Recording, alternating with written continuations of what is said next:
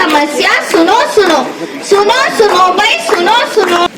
Morning walk पे जाओ तो प्रदूषण, घूमने जाओ तो प्रदूषण, घर से लेकर दफ्तर तक प्रदूषण ही प्रदूषण। से हो रही बीमारी ले डूबेगी जान हमारी, ले डूबेगी जान हमारी। तरक्की की क्या बड़ी कहानी, वायु प्रदूषण बड़ी निशानी, वायु प्रदूषण बड़ी निशानी, वायु प्रदूषण बड़ी निशानी। बीच एक संस्था अखिल भारतीय सेवा संघ हरियाणा से, इन्होंने भी देखा आपको सफाई करते हुए तो बहुत प्रभावित हुए, तो ये अपना इंट्रोडक्शन खुद ही देंगे और कैसा इनको लगा हम सबकी सेवाओं से वो अपने भाव भी प्रकट करेंगे। आज विश्व पर्यावरण दिवस मनाया जा रहा है, जहां निरंकारी मिशन की ओर से भी विश्व पर्यावरण दिवस मनाया जा रहा है। आपका क्या उद्देश्य है और किस लिए आप यहाँ खड़े हुए साथ में मिलकर? हम लोग अखिल भारतीय सेवा संघ से आए हुए और अखिल भारतीय सेवा संघ का भी उद्देश्य है कि पर्यावरण को दूषित होने से बचाया जाए। और आज हमने मंसूरी में आकर ये नाटक और संत निरंकारी की तरफ से जो ये कार्यक्रम किया गया है बहुत ही अच्छा लगा, क्योंकि ये भी हमारे एक प्रोजेक्ट का हिस्सा है। और आज हमें पर्यावरण दिवस पर मौका मिला कि हम लोग आपके माध्यम से अपनी ब्रांचेज को भी संदेश दें कि किस तरह से हमें पर्यावरण को बचाया जा सकता है। नुक्कड़ नाटक में जो मैसेज दिए गए कि किस तरह से धूम्रपान से बचाया जा सकता है, किस तरह से एक ने जो पार्टिसिपेंट ने अपने कैलिबर दिखाते हुए कहा कि मेरी बीवी चली गई और सिर्फ इस बात के लिए चली गई कि उसने सिगरेट मेरी जेब में देखी। तो मैं भी ये बात कहना चाहूँगा कि यदि आप सिगरेट पीते हैं, यदि आप नशा करते हैं, यदि आप कूड़ा कचरा जो जलाते हैं, उससे जो दूषित होता है पर्यावरण, उसको बचाने की कृपा करें, क्योंकि इसका हल है।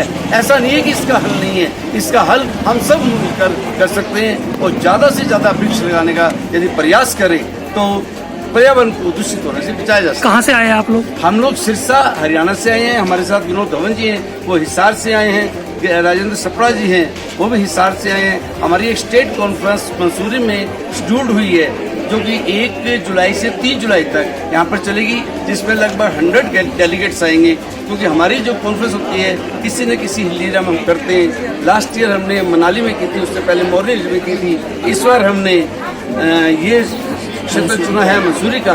तो हमें लगता है कि हम भी चाहेंगे कि आप सब लोग और विशेषकर हमारे 4 सिविल निवेदन करूँगा कि उस स्टेट कॉन्फ्रेंस में आएँ। और आपका और हमारा उद्देश्य है कि संत निरंकारी फाउंडेशन का उद्देश्य समाज सेवा है, अखिल भारतीय सेवा संघ का उद्देश्य समाज सेवा है। समाज सेवा के माध्यम से हम लोग जो दूषित चीजें हो रही हैं उनको बचाने का प्रयास करें। संत निरंकारी मिशन आध्यात्मिक क्षेत्र के साथ साथ सामाजिक क्षेत्र में भी बहुत लंबे स्केल पे काम करता है। और बाबा हरदेव सिंह महाराज के समय से ही जो अभियान उन्होंने चलाया वो अभियान लगातार आज भी चल रहे हैं। और वर्तमान सदगुरु माता सुदीक्षा जी के नेतृत्व में ये आज जो सफाई अभियान चल रहे हैं पूरे दुनिया में, जहां पर्यावरण को लेकर पूरे पर्यावरण भी चिंतित है, वहीं निरंकारी मिशन के द्वारा लगातार मसूरी में ये आयोजन हर साल होता है। तो आज भी ये जो शहीद स्मृति स्थल है यहाँ पर आज ये कार्यक्रम किया गया और पूरे मसूरी के अंदर अभियान चलाया गया। तो संत निरंकारी मिशन के जो यहाँ पर ये संत हरभजन सिंह जी हैं, इंचार्ज मसूरी क्षेत्र के हैं, तो इनसे जानते हैं कि ये पूरा कार्यक्रम क्या था और किस प्रकार से यहाँ पर ये सफाई अभियान चलाया गया। जी बताएं, आज यहाँ पर पर्यावरण दिवस के मौके पर अभियान चलाया गया, सफाई अभियान, जागरूकता अभियान, पूरा कार्यक्रम क्या था? आज जो विश्व पर्यावरण दिवस है और इस दिन संत निरंकारी मिशन प्रदूषण अंदर हो या बाहर दोनों का ही संदेश देता है। जहाँ अंदर वैध विरोध नफरत सतगुरु माता सुदीक्षा जी की शिक्षाओं से दूर होता है, कोई बाहर की जो गंदगी है ये सफाई अभियान करके अभी पूरी सिर्फ मसूरी नहीं, ऋषिकेश में, नैनीताल में, लहसगांव में 4 स्टेशन तो उत्तराखंड के और 10 स्टेशन बाकी भारतवर्ष के चुने गए जहाँ पर ये सफाई अभियान हुआ।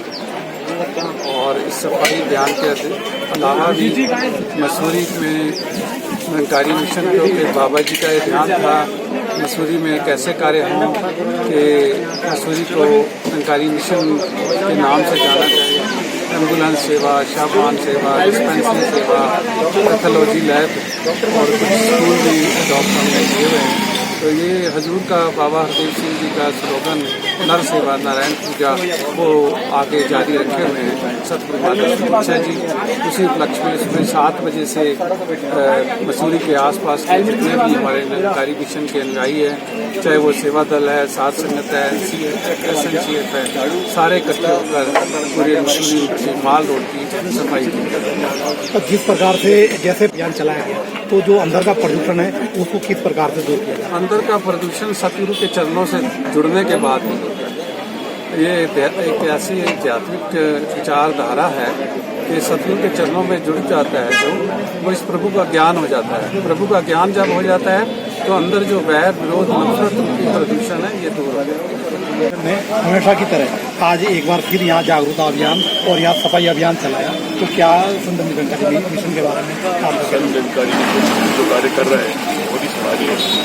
आज देश भर में 20 से अधिक स्थानों पर 20 से अधिक शहरों में आज एक जागरूकता रैली निकाली गई, साफ सफाई करी गई, प्लास्टिक मुक्त अभियान भी चलाया गया और इसके तहत हमें पूरा विश्वास है कि लोगों में जागरूकता आएगी, बच्चों को सीख मिलेगी, बड़ों को प्रेरणा मिलेगी और हमारा देश, हमारा पूरा का पूरा विश्व जो है वो प्रदूषण मुक्त रहेगा और हमारा पर्यावरण उतना सुखमय होगा कि धरती से ज़्यादा उपज होगी, ज़्यादा पानी होगा, बच्चों में मेल न्यूट्रिशन की कमी होगी और बहुत ही जल्द हम सेहत के मामले में पर्यावरण के साथ मिलकर नई ऊंचाइयां बढ़ेंगे। निरंकारी मंडल का बहुत बहुत आभार। मसूरी में जिस प्रकार का वो कार्य करते हैं वो सराहनीय है, चाहे वो गरीबों को सहारा देना हो, लोगों को सही रास्ता दिखाना हो, एम्बुलेंस सेवा हो, दिन रात कोई भी कार्य हो, निरंकारी मिशन किसी भी कार्य में कमी नहीं हटती।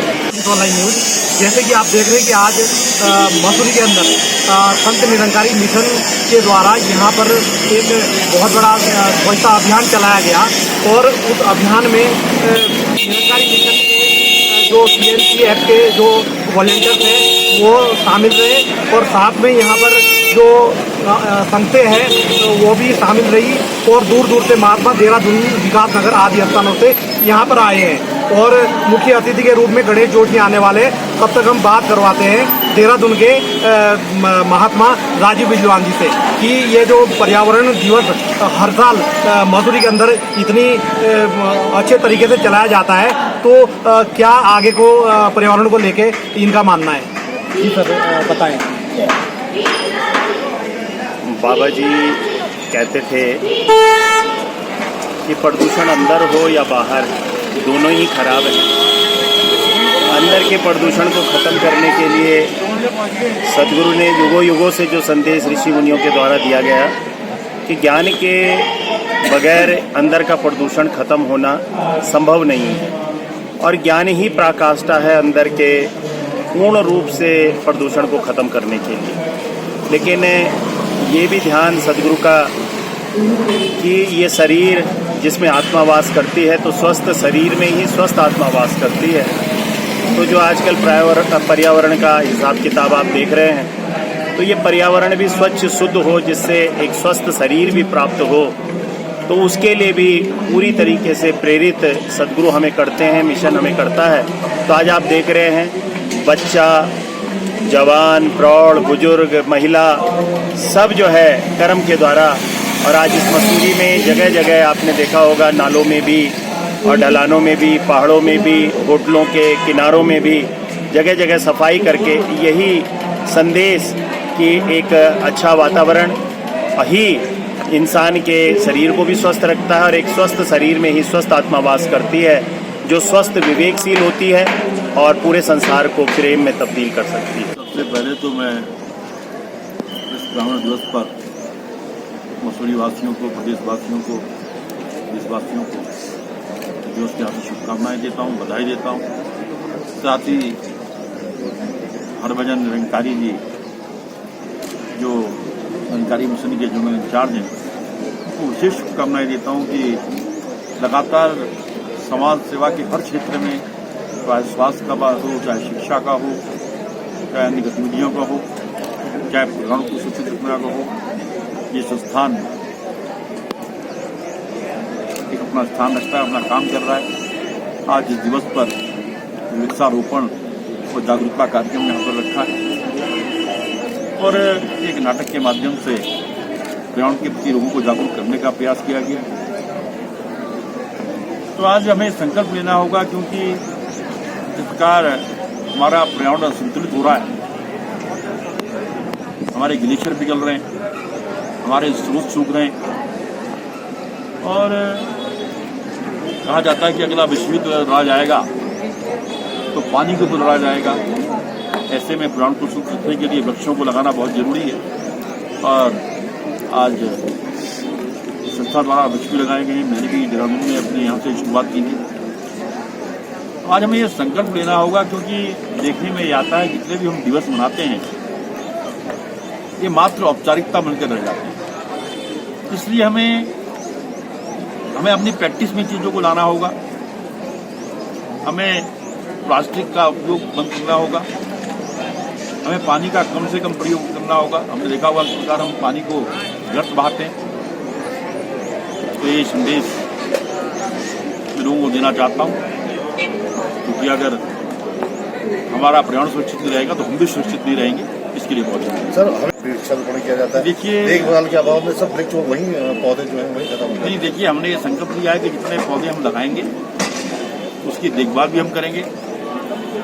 हमने तो इसलिए जहाँ जहाँ भी हम पर्यावरण करा रहे हैं, हम बच्चों से कह रहे हैं, क्षेत्रवासियों से कह रहे हैं कि वहाँ पर अपना नाम लिखिएगा, अपने बच्चों का नाम लिखिए कि उनके नाम पर कुछ लगा रहे हैं, और उसकी देखभाल करना भी आपकी जिम्मेदारी है।